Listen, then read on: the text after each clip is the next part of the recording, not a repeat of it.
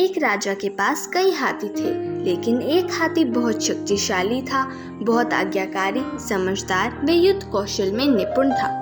बहुत से युद्धों में वह भेजा गया था और वह राजा को विजय दिलाकर ही वापस लौटता था, इसलिए वह महाराज का सबसे प्रिय हाथी था।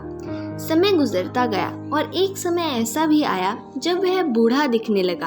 अब वह पहले की तरह कार्य नहीं कर पाता था, इसलिए अब राजा उसे युद्ध क्षेत्र में भी नहीं भेजते थे।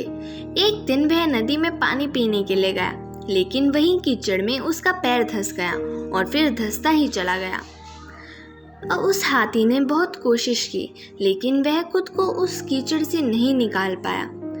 उसकी आवाज़ से लोगों को यह पता चल गया कि वह हाथी मुसीबत में है। हाथी के फंसने का समाचार राजा तक भी पहुंचा। राजा समेत सभी लोग हाथी के आसपास इकट्ठे हो गए और अलग अलग तरीकों से उसे निकालने लगे, लेकिन बहुत देर तक कोशिश करने के बाद भी कोई रास्ता नहीं निकला। उस समय गौतम बुद्ध वहां से गुजर रहे थे। गौतम बुद्ध ने रुककर घटना स्थल का निरीक्षण किया और फिर राजा को सुझाव दिया कि झील के चारों ओर युद्ध के नगाड़े बजाए जाने चाहिए। लोगों को इस विचित्र सुझाव पर हैरानी हुई कि युद्ध के नगाड़े बजाकर फंसा हुआ हाथी कैसे बाहर निकलेगा, लेकिन वे गौतम बुद्ध से कुछ भी नहीं कह सके और नगाड़े बजाने लगे। जैसे ही युद्ध के नगाड़े बजने शुरू हुए, वैसे ही उस हाथी के हाव भाव में बदलाव आने लगा। पहले तो वह धीरे धीरे करके खड़ा हुआ और फिर सबको हैरान करते हुए खुद ही कीचड़ से बाहर निकल आया। गौतम बुद्ध मुस्कुराए और सबको समझाया कि हाथी की शारीरिक क्षमता में कोई कमी नहीं थी, ज़रूरत सिर्फ उसके अंदर उत्साह की थी।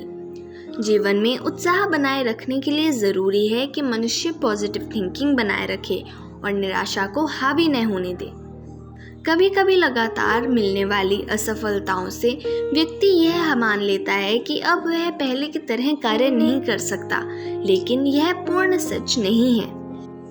हमें जीवन में बहुत सारे ऐसे उदाहरण मिलते हैं जिन्होंने फिजिकली डिसेबल होने के बावजूद अपनी strong will power, positive thinking और हार्डवर्क से सफलता हासिल की है।